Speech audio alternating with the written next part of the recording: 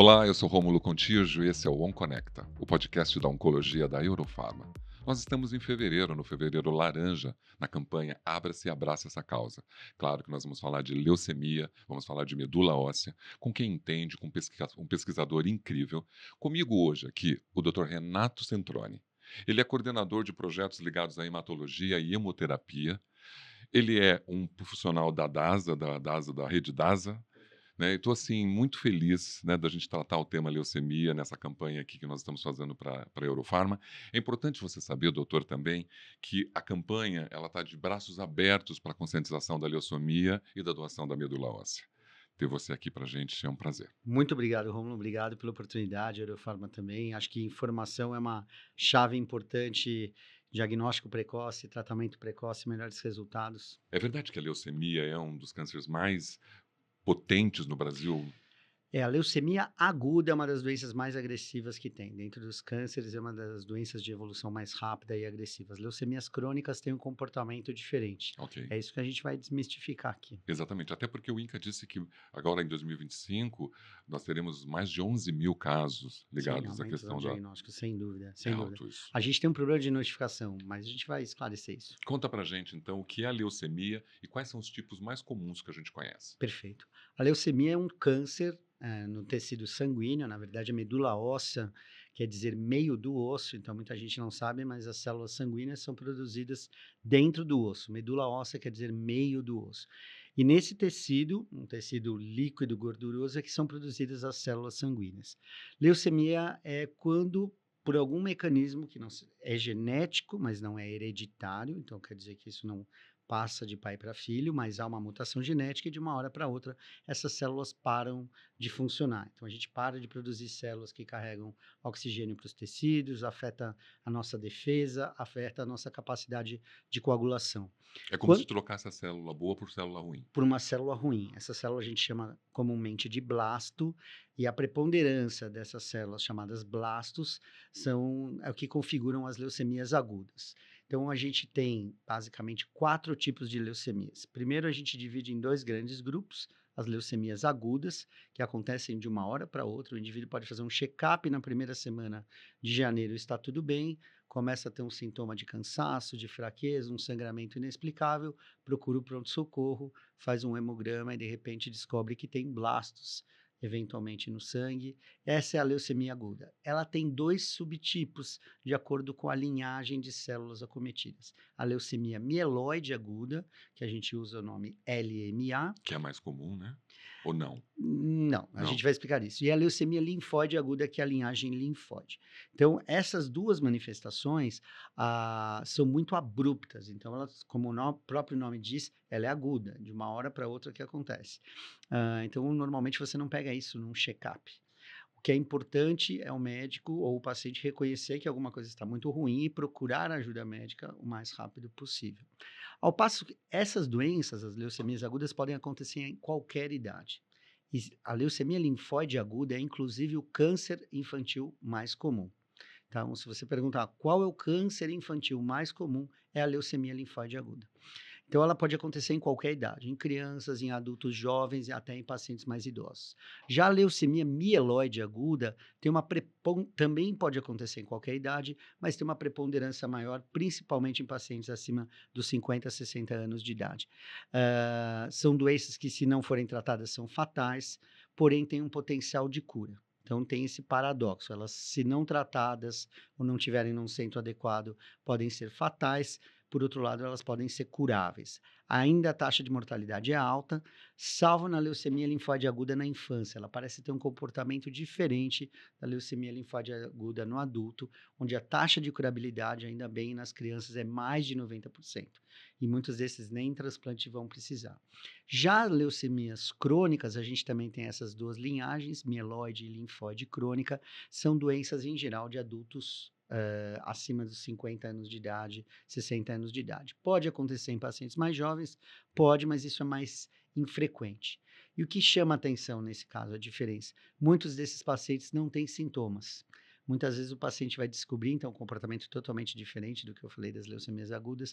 O paciente vai descobrir num exame de rotina, num check-up, às vezes numa investigação de uma queixa subjetiva, como uma perda de peso, uma febre vespertina. Às vezes, esses são os sintomas das leucemias crônicas.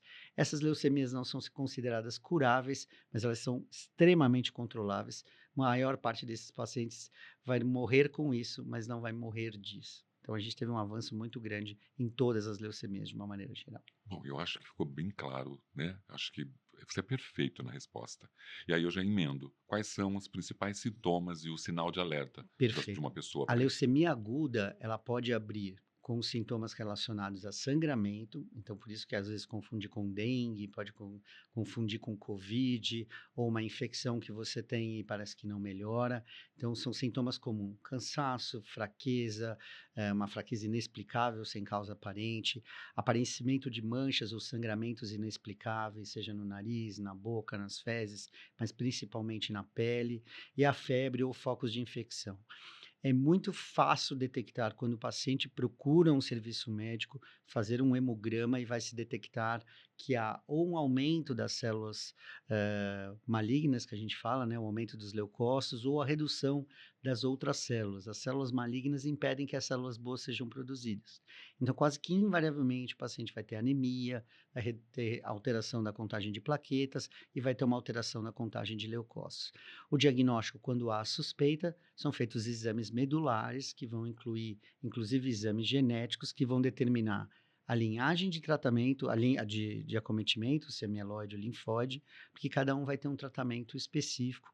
E, através dos exames genéticos, determinar se esse paciente pode ter um bom prognóstico e ser tratado, por exemplo, só com quimioterapia, ou, por exemplo, um prognóstico mais adverso em relação ao seu painel genético e talvez se beneficiar de um transplante de medula óssea como a única forma curativa. O hemograma é a nossa janela. Então, nas leucemias crônicas, também é o hemograma que vai mostrar essas alterações, e aí em cada uma delas, na mieloide crônica, há um exame genético que meio que patognomônico, confirma o diagnóstico da doença. A leucemia linfóide crônica muitas vezes é diagnosticada com um exame específico chamado imunofenotipagem para o sangue periférico.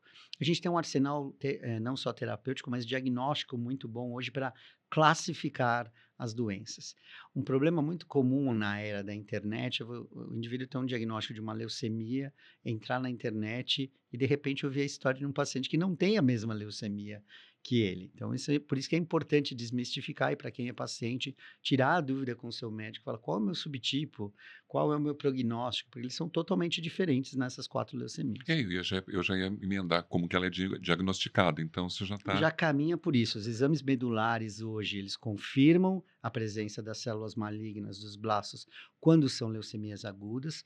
No caso das leucemias crônicas, a gente não vai ver esses blastos usualmente, então é um aumento de proliferação de células, então a gente vai ver um aumento bem importante do número de células acometidas, mas sem anemia, sem redução de plaquetas, por isso que o paciente não sente nada.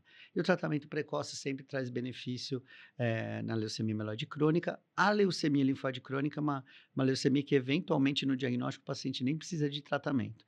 Então, por isso que é importante oportunidades como essa para a gente desmistificar que a aguda precisa de tratamento imediato num centro de referência. E aí, uma leucemia linfóide crônica, óbvio que também vai precisar esse cuidado, mas é um paciente que às vezes vai demorar anos para começar o tratamento. Então, elas não são iguais entre si. E nós estávamos falando isso antes da gente começar, sobre a qualidade da informação que um podcast pode oferecer. Sem dúvida, E sem como você dúvida. tem uma precisão de resposta, isso ajuda muito, mesmo a comunidade médica que está nos acompanhando, a entender o que você está dizendo.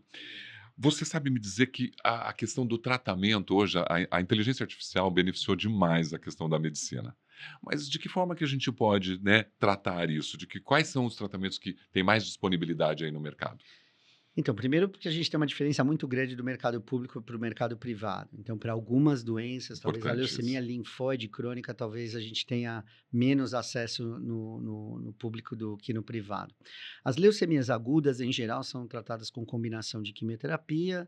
Algumas delas podem se beneficiar de moléculas novas, né? Principalmente pacientes idosos, porque você tem que imaginar o seguinte: eu falei há poucos instantes atrás. Bom, eu posso acometer uma criança e posso acometer um idoso. Então, ele não tem só leucemia. Então, como eu trato uma leucemia com 80 anos de idade, vai ser do mesmo jeito de uma criança de 10? Óbvio que não. O paciente de 80 anos provavelmente não vai para transplante, então ele vai se beneficiar de um tipo de tratamento específico para, respeitando a idade, comorbidades, tolerabilidade ao tratamento. A gente sempre busca cura, e no caso das leucemias agudas, e o transplante de medula óssea até uma determinada idade ou condição clínica é uma forma de tratamento ainda, né? Mas a gente está tendo avanços muito importantes em terapias-alvo, que a gente chama. Então, se aquele tipo de leucemia aguda expressar um determinado tipo de proteína, a gente acrescenta medicações que podem otimizar o resultado e levá-lo para um transplante numa melhor condição. Em alguns casos, talvez nem precisar de transplante. No caso da leucemia linfóide aguda, um determinado tipo específico, a gente já está tratando sem quimioterapia. Ou seja, sem todos os efeitos colaterais que mesmo quem é leigo conhece e que são tão deletérios, né? De queda de cabelo, de É enjoo, verdade. de infecções O oportunistas. impacto é muito Muito pesado. pesado, muito pesado. E as leucemias crônicas talvez foram uma das maiores avanços. A leucemia amiloide crônica era a principal indicação de transplante até o final dos anos 2000 e hoje a gente submete somente a 5%, no máximo 7% dos pacientes. Os outros tomam comprimido e continuam trabalhando, tendo uma vida absolutamente ativa e controlando a doença. Então, é um avanço espetacular, né? Espetacular, espetacular saber que o transplante tem uma necessidade Sim. específica, quimioterapia, terapias-alvos tem outra, e acho que isso é muito legal de todo mundo saber. E é estratificado, ou seja, cada paciente vai ter uma abordagem diferente, cada paciente vai ter uma resposta diferente. Então, entra no conceito da personalização, não só do diagnóstico do ponto de vista genético, mas o que vai ser melhor para aquele paciente, enfim, considerando comorbidades, idade.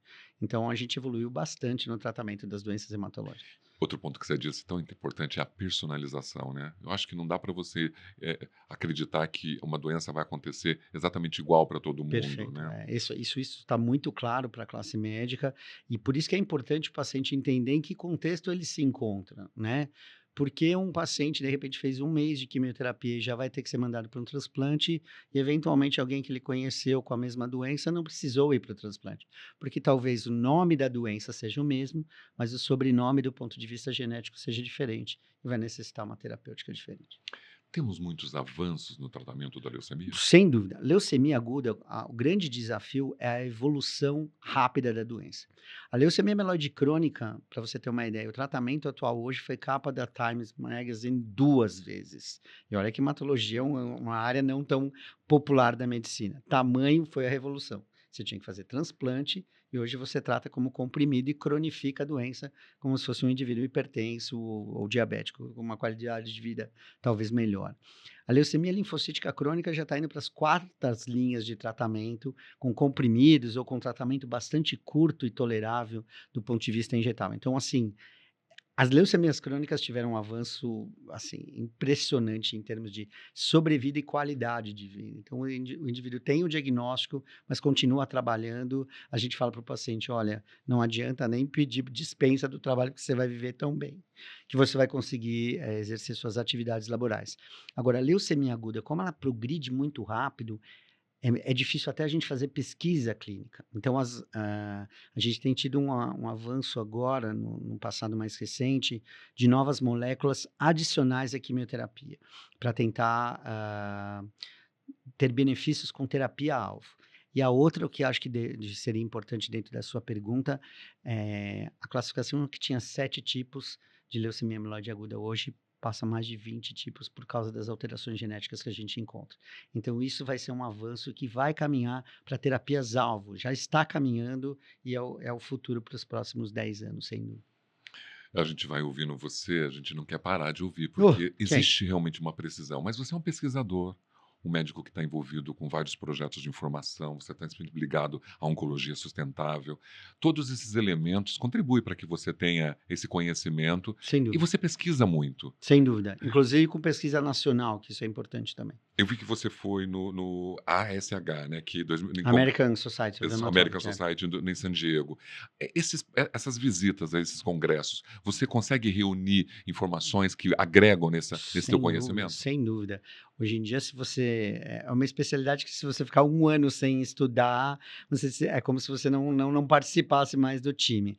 Então, a gente consegue acompanhar resultados do que a gente está já utilizando em protocolos que já foram aprovados, mas também entender o caminho das novas moléculas, caminhos das moléculas que podem chegar lá no mercado dali a 5, 7, 10 anos.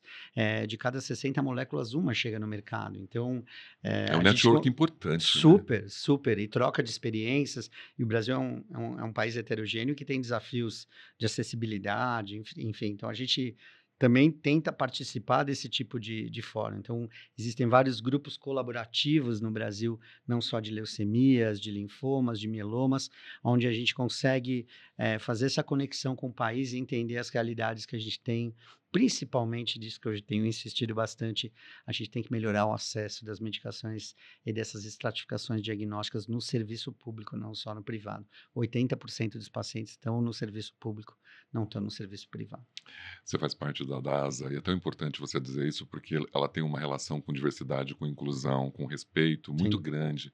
Então, acho que essa é uma preocupação que cada médico tem. Nós temos que dar mais acesso às pessoas que não têm a possibilidade de tratamentos como esse. Sem dúvida. E acho que trazer informação, mostrar onde a gente pode garantir os nossos investimentos, porque eu estou falando, veja, de doenças que muitas vezes não são curáveis, mas que você mantém o paciente em qualidade de vida e produtivo.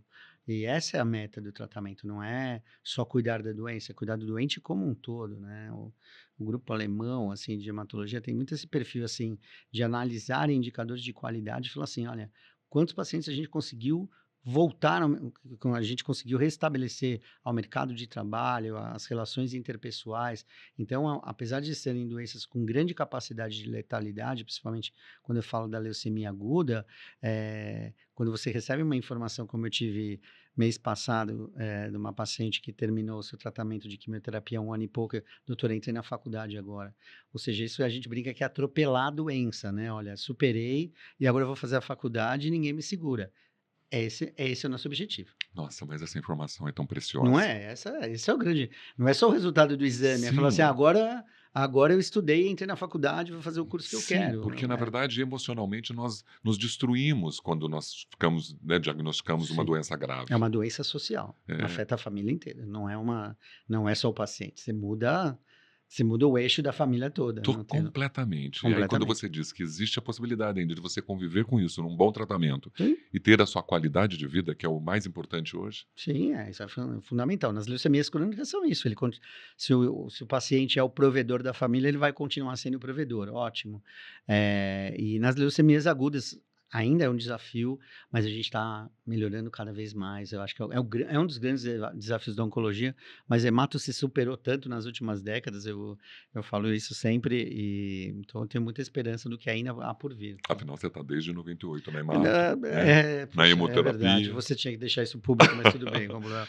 Falamos de leucemia e vamos falar de medula, mas eu vou fazer o seguinte, eu vou encerrar esse primeiro episódio e a gente vai falar um pouquinho de medula, que é um outro tema que as pessoas gostam muito. Perfeito. Eu sou Rômulo Contígio, esse é o OnConecta Podcast com o Dr. Renato Centroni, hematologista especializado em leucemia. Estamos aqui na campanha Abre-se e Abraça essa Causa e vamos voltar para falar de medula óssea. Muito obrigado por acompanhar a gente nas principais plataformas digitais e até mais. Esse é o OnConecta Podcast, o podcast da área da oncologia da Eurofarma.